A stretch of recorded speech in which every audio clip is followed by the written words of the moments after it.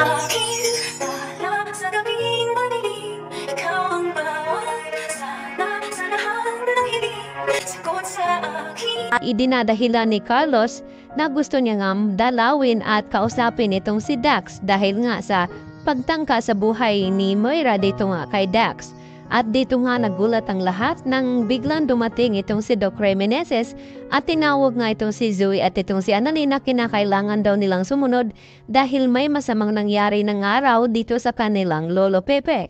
At sabay-sabay na nga silang sumunod dito kay Doc Remeneses at dito na nga na umiyak na nadatna ni Annalyn at Zoe itong si Giselle dito sa ICU sa kwarto ni Don Pepe. At sakto naman na pinakahuli itong si Carlos na pumasok roon. At dito na nakita ni Don Pepe itong si Carlos at itinuro niya pa bago ito mawala.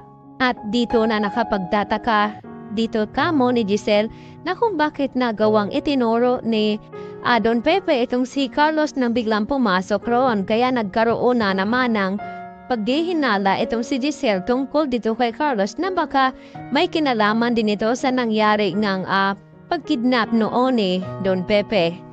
Kaya naman, mas tumitindi na nga ngayon ang mga magiging revelasyon dahil tila bantay sarado na rin itong mga kinikilos ni Zoe dahil porsigido na rin itong si Justin na malaman ang katotohanan na itong si Zoe ay kakampi talaga dito ni Moira at isa ding kriminal.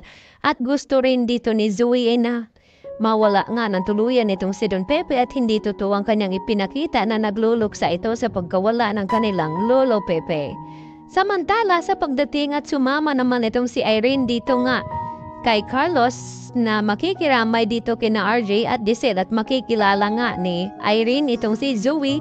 At sa hindi inaasahan ay kapag nag-uusap ang dalawa na si Carlos at Zoe at walang kalamalam ito na sinusundan sila ng palihim dito ni Irene at matutuklasan ngayon ni Irene na ito pala si Zoe ay anak din pala dito ni Carlos Benitez at magugulat din ito sa kanyang malaman na kung bakit nagawang itago ni Carlos sa kanila na ito palang si Zoe ay ang kanyang anak.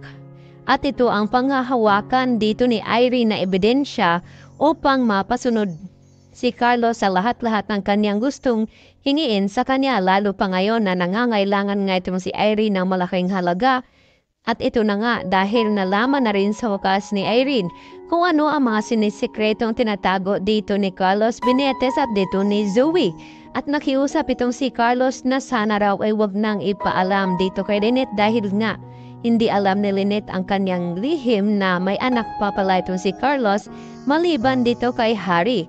Kaya tila natutuwa naman itong si Irene dahil sa ganitong ebidensya ay mahahawakan na nga niya sa liig itong si Carlos at lalo namang nangangamba itong si Zoe na baka may makakaalam pa maliban kay Irene sa kanilang sekreto.